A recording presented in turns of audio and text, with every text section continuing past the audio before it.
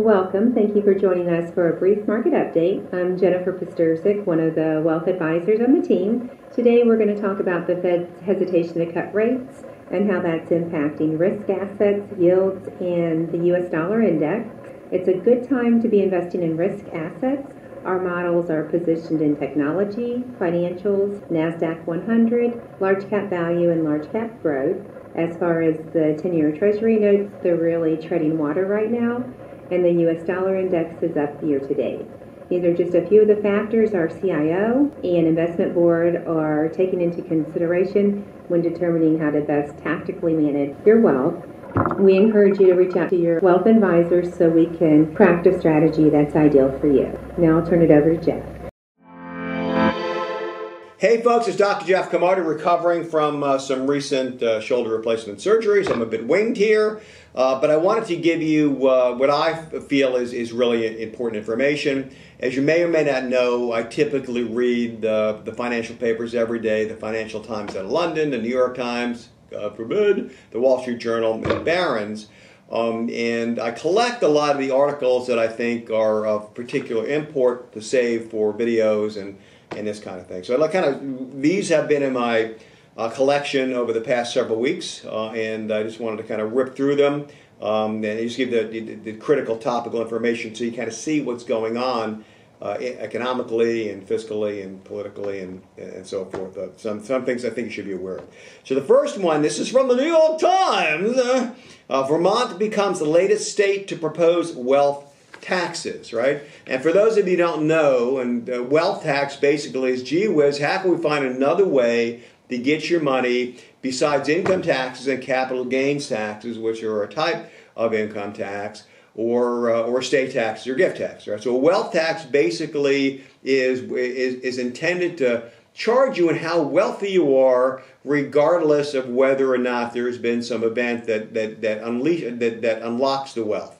And a good way to look at it, say that you invested $1,000 in a business 20 years ago, and now the business is worth $20 million. You haven't sold it. You're getting income out of the business that you're paying tax on, but you still have the business is worth $20 million, right? So a wealth tax, depending on the guise and the formula, would tax that whole $20 million, $20 million myself, it was almost all $20 million, right, as a gain this year, even though you hadn't sold it. And there's a lot of ways that they can slice and dice this, but it's quite concerning. So I'm just going to read a couple things I've highlighted, that Vermont is now joining a growing national campaign being pushed by Democrats, again, this is the New York Times, who believe that the measures will gain traction. One proposal in Vermont would tax people with more than $10 million in net worth on their capital gains, even if the gains have not yet been realized, as I just described. Another would add a 3% marginal tax on individual incomes exceeding $500,000 a year, and called the Tax Justice Initiative. The campaign began in earnest a year ago when legislators in 7 states, including California, New York, and Washington, coordinated the introduction of bills mirroring the federal wealth tax proposal proposed by dear Senator Elizabeth Warren of Massachusetts. And so I guess the first important point here is that the country, the states, the government, the voters, most of whom do not have substantial net worths, are increasingly in need of money, and there's really only one place to get it, right? Why do you tax rich people? That's where the money is, and these are just slicker ways to get more in your pocket, so please be aware. And also, it doesn't have to happen at the federal level in order for it to pinch your wealth. According to the recent survey here, the biggest frustration many Americans have is the sense that the wealthiest aren't paying their fair share. 82% of respondents in an April 23 Pew Research poll said it bothered them, including 60% who said it bothered them a lot. And again, these people all vote, and they will probably vote for politicians that tell them that we need to redistribute their wealth from the fat cats, of which are a very tiny percentage, and use it to fund programs for the voters that aren't quite as wealthy. So so far in 2024, lawmakers in 10 states have introduced wealth tax bills or are working on introducing them, according to the State Revenue Alliance spokesperson. They are California, Connecticut, Hawaii, Maryland, Minnesota, Nevada, New York, Pennsylvania, Vermont, and Washington, and I look for more to join that august, and I use that word rather loosely, group. Here's another really interesting take on the same in the same vein, a progressive California epiphany over soaring electricity rates. This, of course, is the Wall Street Journal. Thank you for that pithy title. But the short of it is here, I'm not going to read the title, is that as another way, to my view, soak the rich, there's a progressive electricity rate schedule that's based on income. The more your income is, the higher your electric rates are, and the way they impose it is by fixed monthly charges in addition to the actual usage. There's a lot of ways to skin that cat, isn't there, Elizabeth? Here's another one. IRS as tax enforcement pays for itself and then some. Remember, IRS was massively funded with like $80 billion of additional funding, which is creating a lot of chaos in the tax prep industry. You know, accountants and CPAs and so forth, you know, are being recruited by IRS to work for them with all this money they have, you know, to pay them big salaries, you know, and on the other side of the fence, gone to the dark side, as it were.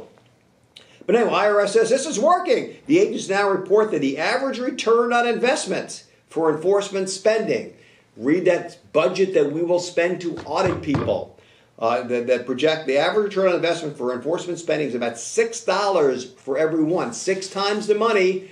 Give me $100,000, give me $1 million, you know, to hire more revenue agents, more auditors, and I'll bring about $6 million in additional taxes, right?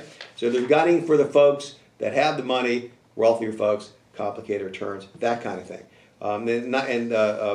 As mentioned in 2022, the Inflation Reduction Act, with no Republican votes, Congress gave the IRS $80 billion to spend over a decade. This is troubling for a lot of reasons, particularly as I've been grousing about for a while now in my book. You know, the United States is rapidly running out of money for a variety of forces. Which is it can have no, you know, end game other than increasing tax revenues from the small percentage of Americans that have. Remember, something like 90% of taxes come from individual families and individuals, not from big corporations. 90% comes from folks just like you. All right, so this is also the Journal. Early February, the latest Congressional Budget Office forecast shows that entitlements and debt payments are squeezing national defense. Congressional Budget Office shows the U.S. is paddling toward the fiscal cliffs. CBO, Congressional Budget Office, forecast that under current law, the national debt will grow to be $48.3 trillion in 2034 from $26.2 trillion this last fiscal year. That's like double, right? A whopping 84% increase.